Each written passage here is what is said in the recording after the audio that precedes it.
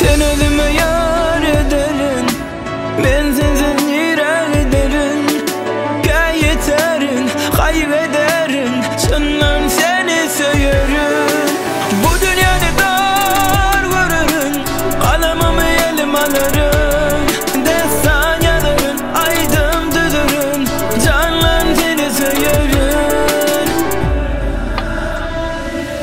Arzu kuş olup bilse, kanatın gerse, bana yürüdüyse, bile sana yollanıp o öpte kaysa, yüreğimi duysa, yekelimi görse, mehrini dar ben sen, gönlümü alsam sen, kalbime dolsam sen, ben yüreğime girsen süray oynanan.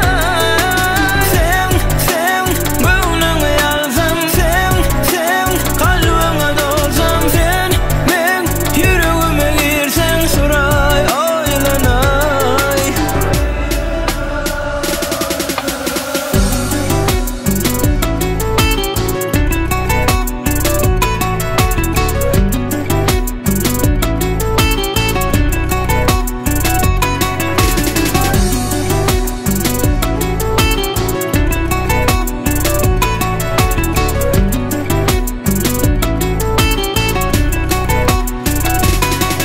Bilsem sana duş olup, güher kaş olup, baktım yallırar.